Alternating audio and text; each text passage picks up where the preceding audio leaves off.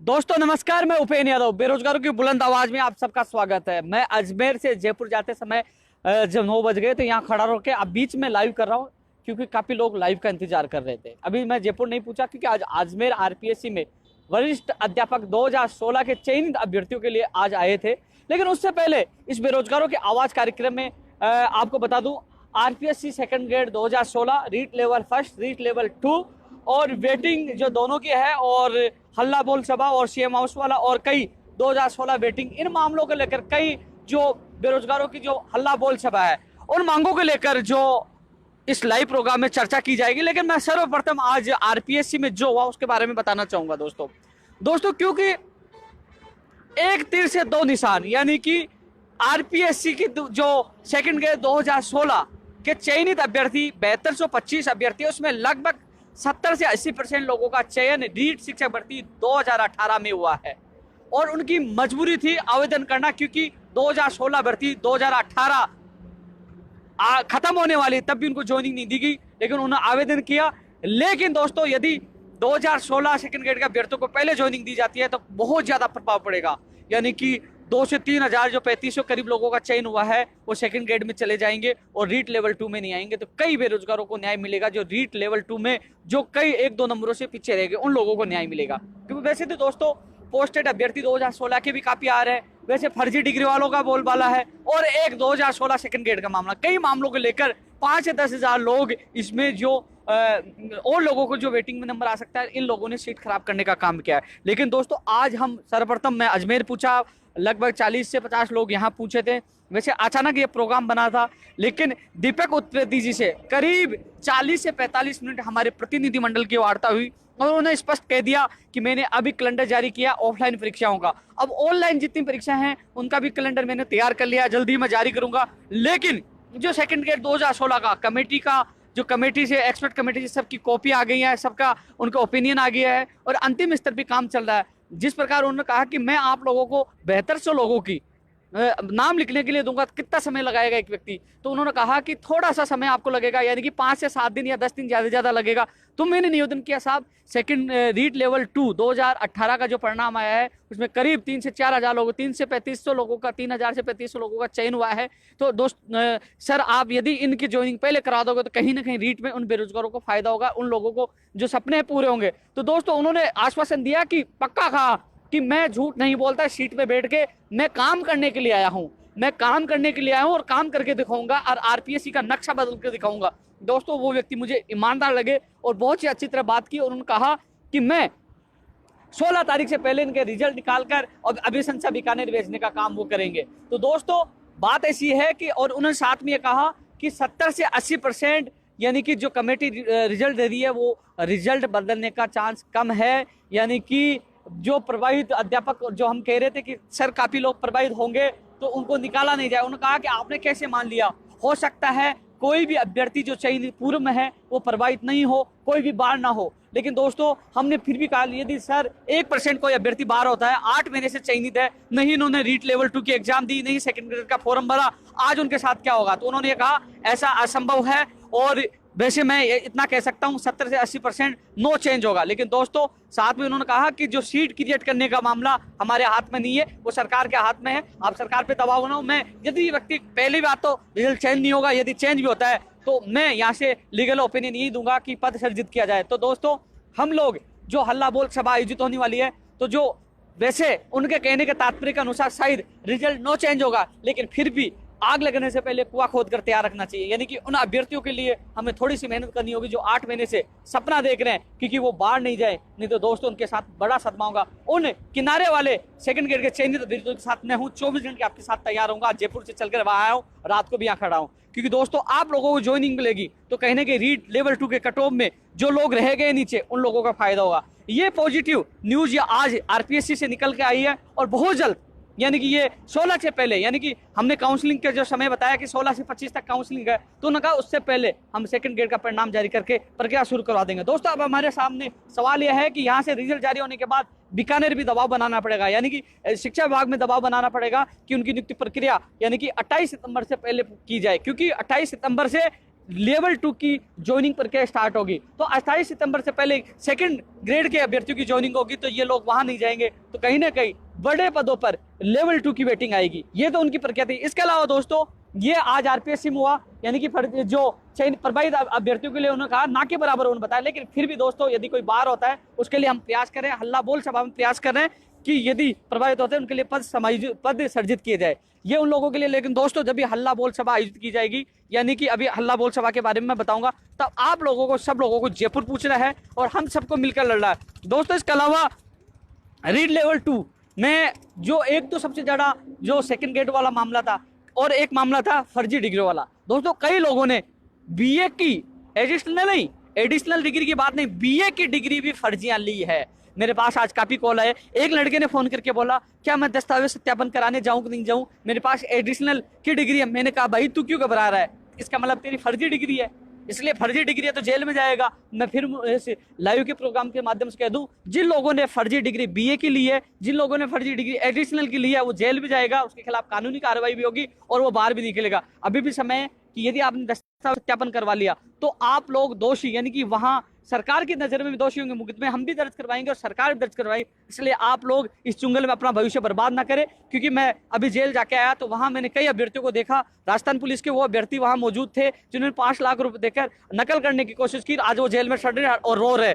ऐसी हरकत, ऐसी हालत आप लोगों की ना हो, इसलिए फर्जी अभ्यर्थी दस्तावेज सत्यापन न करवाए, अन्यथा आप लोग जेल में सड़ोगे। ये हमारा आपसे वादा है। जो हमने अभियान चलाया वो किसी भी हालत में आपको कामयाब नहीं होने देंगे। इसके अलावा दोस्तों काफी लोग ये कह रहे हैं कि एडिशनल वाले भी बाहर हो। मैं दोस्तों एक चीज बता दूं आपको, एडिशनल वाले पिछली बार 109 थे, इस बार आप 109 के 5 गुना मान लो, 500 लोग मान लो, लेकिन दोस्तों ज्यादा लोग फर्जी डिग्री वाले हैं, हमें उनको बार करवाना है। और जो एडिशनल वाले 400-500 जितने भी है वो दोस्तों न उपेंद्र यादव बार कर सकता, न सरकार बार कर सकते, क्योंकि जोधपुर हाईकोर्ट ने उनके पक्ष में फैसला दिया, जयपुर हाईकोर्ट ने उनके खिलाफ दिया। तो अब फाइनल फैसला डबल बेंच करेगी और डबल बेंच जो निर्णय देगी उनको अंदर करेगी या बाहर करेगी वो निर्णय कोर्ट करेगी, लेकिन कोर्ट समय लगा सकता है, इसलिए कोर्ट निर्णय देगी तब दे देगी। उससे पहले हम सबको मिलकर फर्जी डिग्री वालों को बार करवाना होगा, उससे पहले सेकंड ग्रेड के अभ्यर्थियों को ज्वाइनिंग दिलानी होगी, और उससे पहले जो प्रमाण पत्र का मामला है 2016 के अभ्यर्थी अपने गृह जिले के लिए, आज एक लड़के का फोन आया दोस्त कि मेरे 20 किलोमीटर दूर उसकी पोस्टिंग है, 20 किलोमीटर चेंज होने के लिए उसने आवेदन कर दिया और वो चयनित हो गया। तो दोस्तों हम उन 2016 के अभ्यर्थियों से मैंने पहले भी प्रार्थना की थी, अभी प्रार्थना कर रहा हूं, आप किसी बेरोजगार के भविष्य के साथ खिलवाड़ ना करें। लेकिन दोस्तों इस संबंध में हमने कोर्ट में याचिका लगा रखी है, और कोशिश कर रहे हैं कोशिश का नतीजा निकले, क्योंकि बेरोजगारों को ज्यादा से ज्यादा मौका मिले। क्योंकि इससे पूर्व सुनवाई हुई थी, उसमें यह कहा गया था, जस्टिस साहब ने भी माना था कि इनकी सीटों पर बेरोजगारों को मौका दिया जाए। तो दोस्तों इस मामले में सुनवाई होगी, हम कोर्ट के द्वारा इस मामले में केस लड़ रहे हैं। दोस्तों यदि तीनों मामले हल होते हैं तो 2 से 3 नंबर ये कट ऑफ नीचे आ सकती है, और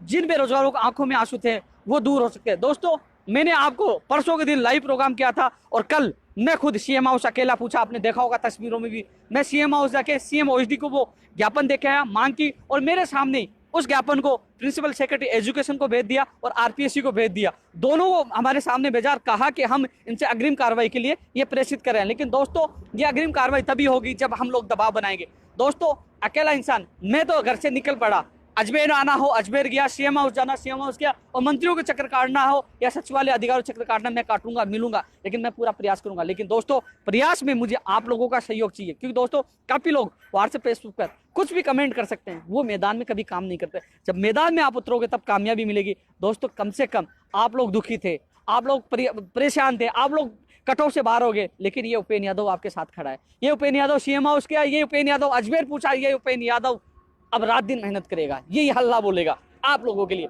सच्चाई आपको जाननी होगी कि आपके साथ कौन साथ है, लंबी लंबी बातें करने वाले साथ है या और कोई काम करने वाले साथ है। आज मैं रात को भी आऊँ, सुबह से खाना नहीं खाया, आरपीसी के सामने था, और अब रात को पता नहीं कब नसीब होगा खाना, सुबह उठ के फिर सचिवालय जाना, लगातार मेहनत करना। लेकिन वो कहते हैं ना, सच्चाई को आस नहीं, सच के लिए मैं लड़ूंगा, सच के लिए मैं लड़ूंगा, और चाहे इसके लिए मेरी जान चली जाए, पूरी सरकार से टक्कर लूंगा, हार नहीं मानूंगा, क्योंकि मैंने मेरे बेरोजगार भाइयों की आंखों में आंसू देखे, और आंसुओं का मैं बदला जरूर लूंगा। दोस्तों इसलिए ये इन मामले हल होते कट ऑफ 2 से 3-4 नंबर नीचे जाएगी। इस मामलों इस अभियान को लेकर लोग जुड़े, और जितने लोगों आप जो लोग काफी लोगों ने डबल फॉर्म भरे, काफी लोगों ने गलत नंबर भी भरे। दोस्तों काफी लोगों की छटनी होगी। मैं जब इनके दस्तावेज अपलोड की जाए तो दोस्तों आप भी नजर बनाए रखें। फर्जी डिग्रियां जिनके पास है मुझे भेजे, हम मुकदमे दर्ज करवाएंगे, मिलकर मुकदमे दर्ज कराएंगे। आप भी इनकी गलतियां पकड़ने की कोशिश करें, मिलकर लड़ेंगे और इनको अंदर डालेंगे जो फर्जी डिग्रियां लेके आए। दोस्तों ये उन मामलों का था, लगातार मैं यहाँ भी आया हूँ। इन तीनों के जो प्रमाण पत्र का मामला, फर्जी डिग्री का मामला,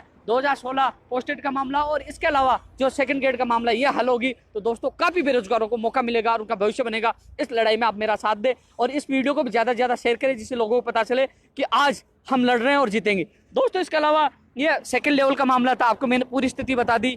और आगे भी जो हल्ला बोल रही है, इन मांगों को जोर शोर से उठाया जाएगा, लड़ा जाएगा। अब चुनावी माहौल है, सब लोग चुनावी मोड में आ चुके हैं। पीछे नहीं हटूंगा, लड़ाई लड़ूंगा और लड़ेंगे। दोस्तों इसके अलावा रीट लेवल 2 फर्स्ट के जो 11 तारीख को गई है, इस संबंध में मेरी रास्ते में था, आप लोगों को मैसेज देके मैंने बात की है।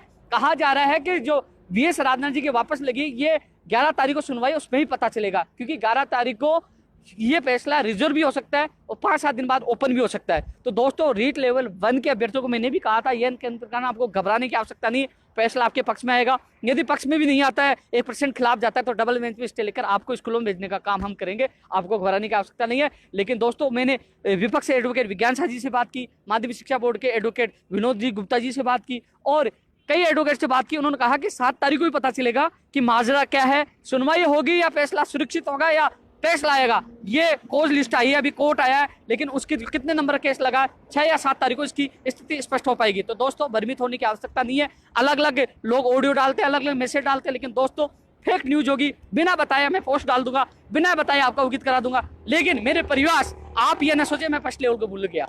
मेरा सपना यही है कि 54,000 लोगों को सितंबर के महीने में ज्वाइनिंग मिले। Second level, REET second level के अभ्यर्थी भी 28 सितंबर को स्कूलों में चले जाएंगे। काफी लोग अफवाह फैला रहे हैं कि रीट सेकंड लेवल अटकेगी, किसी भी हालत में नहीं अटकेगी, ना अटकने देंगे, आपसे वादा है। आपकी भर्ती को निकलवा कर यहाँ तक लेके आए तो आपको स्कूलों में भी पूछाएंगे। रीट लेवल सेकंड के अभ्यर्थी 28,000 सितंबर यानी 28 सितंबर को स्कूलों में चले जाएंगे। दूसरी तरफ लेवल फर्स्ट के भी जल्द ही यानी 11 तारीख के बाद, यानी कि ज्यादा से ज्यादा 5-7 दिन और लगेंगे उसके बाद, यानी कि सितंबर के महीने में भी आप लोग स्कूलों में चले जाओगे। आप लोगों को कोई बाहर नहीं रख सकता, यानी कि 54,000 अभ्यर्थी सितंबर में स्कूलों में जाएंगे। हम पूरा प्रयास करेंगे, लगातार प्रयास करेंगे, जो होगा वो करेंगे, लेकिन आपको घबराने की आवश्यकता नहीं। जो भी मेरे पास सूचना है कि आपको मैं बताता रहूंगा। दोस्तों इसके अलावा वेटिंग रीट लेवल 1 और 2, दोस्तों इन दोनों अभ्यर्थियों को शिक्षक भर्ती 2018 रीट लेवल और 2 के अभ्यर्थियों से ये कहना चाहूंगा दोस्तों कि दस्तावेज सत्यापन के बाद जितने लोग नहीं पूछे फर्स्ट लेवल में और सेकंड लेवल के भी दस्तावेज सत्यापन होने वाले, जो अभ्यर्थी नहीं पूछे, कम से कम इनकी पहली लिस्ट जारी की जाए और ज्वाइनिंग के बाद दूसरी लिस्ट जारी की जाए। क्योंकि आचार संहिता अक्टूबर में लग जाएगी, तो कहीं ना कहीं हम चाह रहे हैं कि आचार संहिता अक्टूबर एंड में लगेगी, उससे पहले इन अभ्यर्थियों को ज्वाइनिंग दी जाए। इसलिए रीट लेवल 1 और 2 दोनों अभ्यर्थियों को ये कहना चाहूंगा दोनों के कि आप लोग हल्ला बोल रहे में ज्यादा संख्या पूछना है। हम यही मांग कर रहे हैं कि दोनों की पहली सूची जारी की जाए और ज्वाइनिंग के बाद दूसरी सूची जारी की जाए। कम से कम अभी सत्यापन के बाद जितने अभ्यर्थी नदारत मिलेंगे, जो आए नहीं, उनके जगह बेरोजगारों को मौका मिलेगा। और 26,000 वो अभ्यर्थी है रीट लेवल 1 के और 28,000 उनको, 54,000 लोगों को भी हल्ला बोल सभा में आना है, सरकार पे भी दबाव बनाना, क्योंकि सरकार अब चुनावों में बिजी हो जाएगी, कहीं हमारे ऊपर से नजर ना उड़ जाए। वैसे हम लोग लगातार दबाव बनाने की कोशिश कर रहे हैं, सोशल मीडिया पे हर जगह हम चिल्ला के बोल रहे हैं कि 54,000 भर्तियां अधूरी है, 1 लाख भर्तियां अधूरी है, पूरी कोशिश कर रहे हैं। इसलिए दोस्तों आप लोग जहां भी हल्ला बोले, सबको मिलकर साथ हल्ला बोलना है, दबाव बनाना है और इस भर्ती को पूरी करवाना है।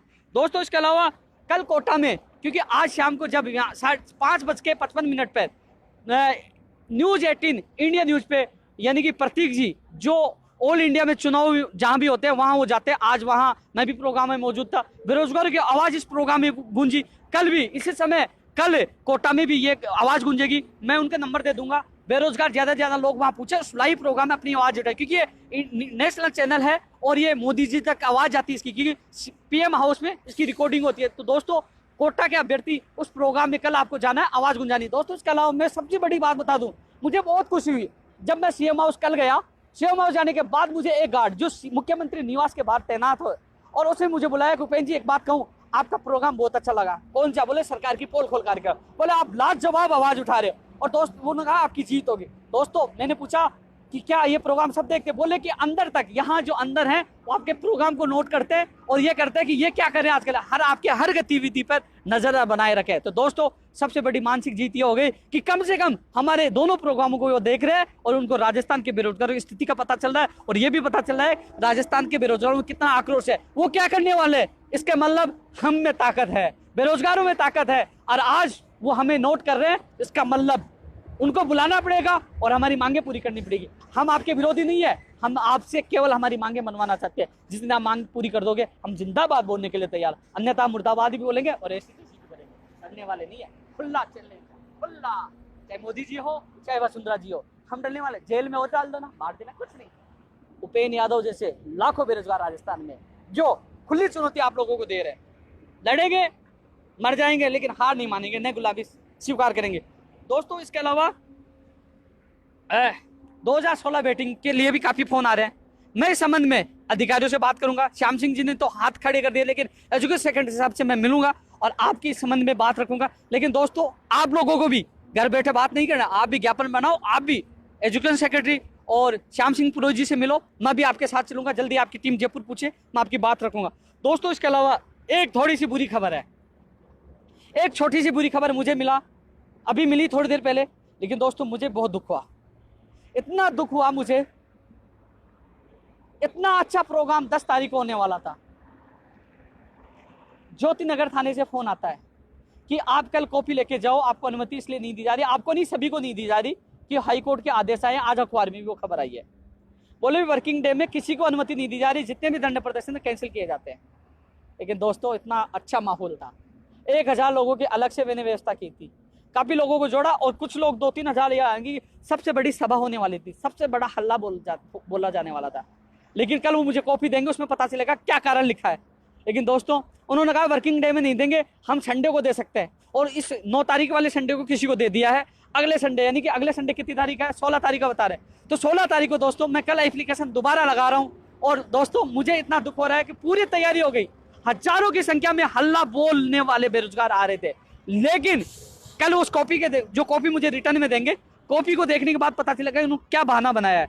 मैंने एक नहीं 3 लोगों से प्रार्थना पत्र लगाया था, लेकिन तीनों को यह कहते हुए हवाला देते हुए कि कोर्ट ने रोक लगा दी है, वर्किंग डे में आपको अनुमति नहीं मिलेगी, अब संडे के दिन मिल सकती है। तो दोस्तों इस प्रोग्राम को आपसे हाथ जोड़ के निवेदन है, ज्यादा से ज्यादा शेयर करें, क्योंकि जो लोग तैयारी कर चुके हैं उनको पता तो चले कि हमारा प्रोग्राम अब 10 को नहीं है हल्ला बोल सभा, अब 16 सितंबर को संडे को हमारी सभा होगी। सबसे ये निवेदन है कि इस वीडियो को ज्यादा से ज्यादा शेयर करना है, 16 सितंबर को ज्यादा से ज्यादा संख्या में पूछना है, ज्यादा से ज्यादा संख्या में पूछना है। हल्ला बोल रैली कैंसिल नहीं होगी, समय चेंज हो सकता है, दिनांक चेंज हो सकती है, लेकिन रैली चेंज, जो हमारी जो हल्ला बोल सभा चेंज नहीं होगी, हल्ला हम बोलेंगे, हल्ला बोलेंगे और अपनी ताकत उनको दिखाएंगे। तो दोस्तों ये 16 सितंबर को रखा जाता है, कल उसकी कॉपी में हम थाने से लेके आएंगे और उसको पढ़ेंगे। इसके अलावा दोस्तों अच्छी खबर यह है कि मैं सरकार से डरने वाला नहीं हूँ। जिन्होंने मुझे जेल में डाला उनके खिलाफ मुकदमा मैंने पूरी फाइल तैयार करा दी है और कल कोर्ट में ही उसकी याचिका लग जाएगी। सेशन कोर्ट में मैंने उनके खिलाफ याचिका लगा दी है और हाई कोर्ट में लगा दिया। हाई कोर्ट में सुरक्षा मांगी है और सेशन कोर्ट में उनके खिलाफ जो झूठे मुकदमे मेरे पर दर्ज किए उनको क्वेश्चन करने की लगाई है। तो दोस्तों हाई कोर्ट में मैं जा चुका, मानवाधिकार आयोग में जा चुका, अब मैं सुरक्षित हूँ। आप लोगों की दुआएं मेरे साथ है, न्यायालय मेरे साथ है, लेकिन दोस्तों इनको कोर्ट में भी घसीटूंगा। अब मैं हार मानने वाला नहीं हूँ दोस्तों। लेकिन ये आपको मैं बता दूं, अब 16 सितंबर को हल्ला बोल हमारा कार्यक्रम होगा। दोस्तों हल्ला बोल कार्यक्रम में बाहरी राज्यों का मामला हो, सेकंड ग्रेड वाला मामला हो, L2 और L की वेटिंग का मामला हो और 26,000 की नियुक्ति का मामला हो, BA एडिशनल की जांच वाला, यानी कि तमाम कई मांगों को लेकर हल्ला बोलने वाले थे दोस्तों। लेकिन दोस्तों एक ये इन्होंने अब कल जो लेटर देखने के बाद पता चलेगा कि जानबूझ के इन्होंने पंगा किया है या हाईकोर्ट के आदेश, हालांकि अखबार में दे रखा था कि हाईकोर्ट ने रोक लगाई है धरने प्रदर्शनों में। लेकिन दोस्तों मैं आप लोगों को इतना कह सकूं, ये 10 तारीख में रोक लगा सकते हैं, लेकिन संडे के दिन ये रोक नहीं लगा सकते। खुद कह रहे संडे को अनुमति मिल जाएगी, 16 सितंबर को इस प्रोग्राम को करेंगे।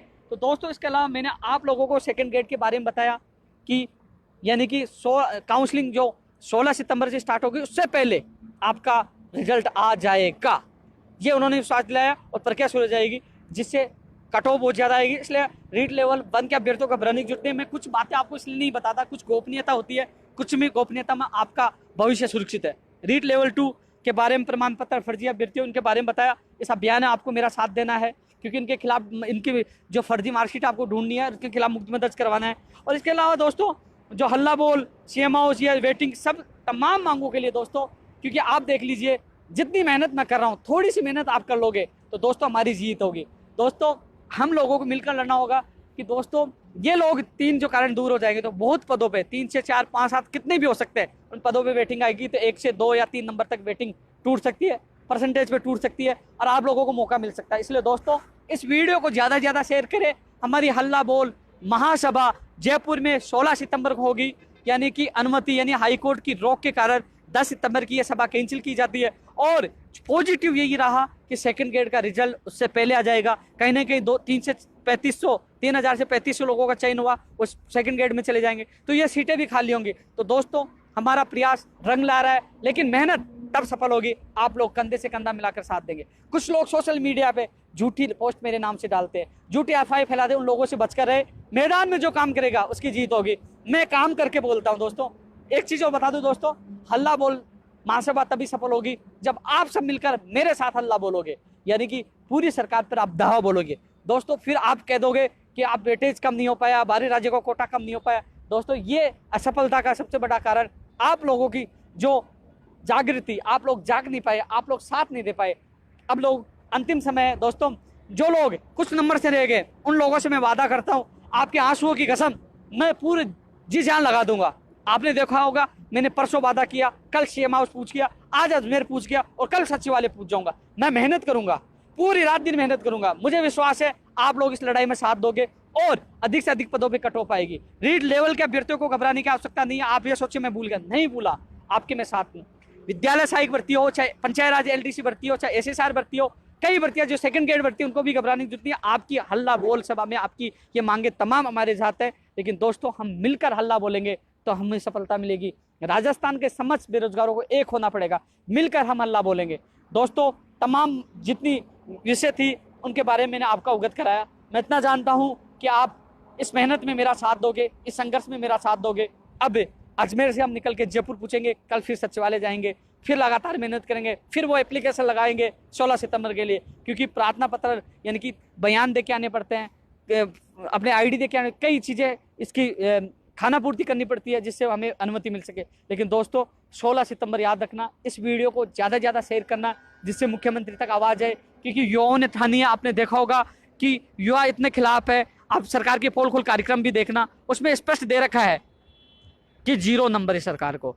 तो ये कार्यक्रम मुख्यमंत्री तक जा रहा है। जितने शेयर करोगे, जितने कमेंट करोगे, उनको पता चलेगा कि राजस्थान के बेरोजगारों में कितना आक्रोश है। खुला आपने कमेंट करिए, बताइए और बताइए कि आप 10 में से कितना नंबर इस सरकार को देना चाहते हो। वो देख रहे हैं आपके कमेंट, वो पूरे नोट करें इस कार्यक्रम को, सरकार की पोल खोल कार्यक्रम को भी नोट करें, बेरोजगारों की आवाज कार्यक्रम को नोट करें, और वो पूरा निगरानी बनाए हैं कि राजस्थान के बेरोजगारों का कितना आक्रोश है। दोस्तों इस वीडियो को ज़्यादा से ज़्यादा शेयर करें और इस संघर्ष में मेरा साथ दे। कोई कमेंट और हो तो बता दीजिए भाई। दोस्तों हल्ला बोल इस जो महासभा होगी 16 सितंबर को, जो तकनीकी सहायक भर्ती में इतना घपला हुआ है कि जिसके ऊपर मुकदमा दर्ज है पेपर आउट होने का, 2013 में ज्योति नगर थाने में मुकदमा दर्ज हुआ, उसी को दोबारा, उस कंपनी का नाम है सतपथ, और उसी कंपनी को दोबारा अब की बार ठेका दिया गया। और इस बार इतना घपला हुआ कि कंप्यूटर के बदल दिए गए ऑनलाइन एग्जाम में, और अभ्यर्थी जो योग्य अभ्यर्थियों के साथ कुठारघात हुआ। ये मांग, इस जांच की मांग और रीट लेवल सेकंड में जो गड़बड़ी उसकी जांच की मांग, ये हल्ला बोल महासभा में 16 सितंबर को किया जाएगा। और जहां भी मुझे मौका मिलेगा मीडिया में आपकी मैं आवाज बुलंद करूंगा। दोस्तों गलत आपके साथ नहीं, राजस्थान के बेरोजगारों के, उनके माता पिताओं के सपनों के साथ हो रहा है जो तानाशाही सरकार करी है। मैं अभी भी मुख्यमंत्री वसुंधरा राजे जी हो, चाहे मोदी जी हो, अमित शाह जी हो, सभी से हाथ जोड़ के निवेदन करता हूं आपको बेरोजगारों की मांगों पर ध्यान देना होगा, अन्यथा आपका सुपड़ा साहब राजस्थान के युवा बेरोजगार करेंगे, ऐसी तैसी भी करेंगे। आपको जो करना कर लीजिए। आपका सुपड़ा साहब, पाटिया साहब, यानी कि अरबों रुपए बेरोजगारों से फीस के रूप में कमाए, गौरव यात्रा आप निकाल रहे हो, मजे आप कर रहे हो, एसी में आप घूम रहे हो और मौज मस्ती बना रहे हो, मोटरसाइकिल कार्यकर्ताओं को बांट रहे हो, लेकिन बेरोजगारों को आंसू आपने नहीं देखा। आज बेरोजगार दोस्तों, मैं इतनी मेहनत क्यों करता हूँ? मैं जब लोगों के फोन आते हैं, कल एक लड़की फोन करके चूरू से रोने लग गई, मैं सेकंड ग्रेड की चयनित हूँ। एक व्यक्ति का रोता ऑडियो मैंने सुना कि मैं कुछ नंबरों से रह गया। कुछ लोग इतने दुखी हैं दोस्तों, वो सदमे में है दोस्तों, वो अपने जीवन के साथ कुछ भी कर सकते हैं। महेश नगर में एक रहने वाला, एक अग्रवाल था, उसका नाम मैं भूल गया, अग्रवाल उसकी जाति थी, उसका फोन आया कि मैं आपका लाइव प्रोग्राम नहीं देख पाता, यदि मैं नहीं देखता तो मैं सुसाइड कर लेता, यानी कि आधे घंटे आपका प्रोग्राम हो नहीं आता, मैं सुसाइड कर लेता। मैंने उसको कहा कि मेरे से मिल दोस्त, कायर लोग सुसाइड करते हैं, आप शेर हो, आप सुसाइड नहीं, वो रोने लग गया। तो दोस्तों जब कोई रोता है तो मेरी भी आत्मा रोती है। मैं इतना कह सकता हूं, हम सबको मिलकर उन आंसुओं का बदला लेना है, सिस्टम में सुधार करना है और एक नया राजस्थान का निर्माण करना है। यदि हमारी ये मांगे नहीं माने तो दोस्तों ऐसा इतिहास रचेंगे कि नेताओं को दिन में भी तारे याद रहेंगे कि राजस्थान के युवा बेरोजगार सत्ता को बदल सकते हैं, इनको उखाड़ फेंक सकते हैं, इनकी ऐसी तैसी कर सकते हैं। मैं खुली चुनौती वर्तमान सरकार को देता हूं, जितना दम आपको लगाना लगा लो,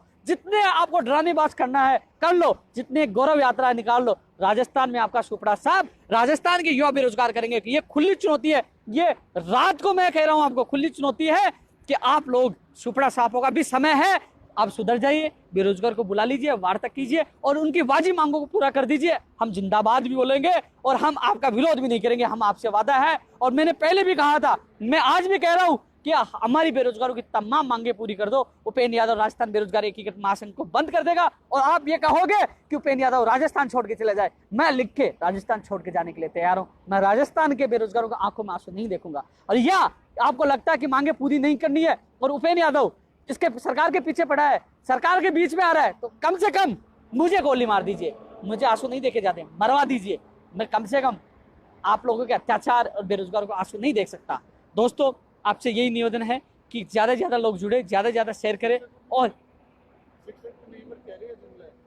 दोस्तों इसके अलावा ये जो 86,000 की घोषणा की, जुमला है, जुमला है भाई, जुमला है। 86,000 वही है, 54,000 पुरानी है, 7,000 सेकंड ग्रेड के हैं, कुछ उसके हैं क्या नाम भूल गए, संस्कृत विभाग के हैं। कुल मिलाकर 86,000 उनको गिना दिया। आज के अखबार में देखो 86,000 भर्तियां पाइपलाइन में हैं। ये केवल गोली नहीं, इस बार इसने कैप्सूल दे दिया, सीधा कैप्सूल, गोली नहीं कैप्सूल। बोलो 86,000 नई भर्तियां कर रही हूँ। अरे 86,000 दोस्तों ये गुमराह कर रही है, 86,000 पुरानी भर्तियां है। 54,000 गिन लीजिए, 7,000 सेकंड ग्रेड गिन लीजिए, इसके अलावा और भी भर्तियां संस्कृत विभाग की भर्तियां गिन लीजिए। पुरानी भर्तियों को गिना के कह रही है कि मैं 86,000 भर्तियां करी। ये गुमराह कर रहे हैं आपको, ये अच्छे दिन नहीं है, ये केवल बेवकूफ बनाया जा रहा है। लेकिन मेरे युवा बेरोजगार समझदार है, बेवकूफ वो नहीं बन रहे। आने वाले समय में आपका सुपड़ा साफ ये करेंगे। जय हिंद, जय भारत।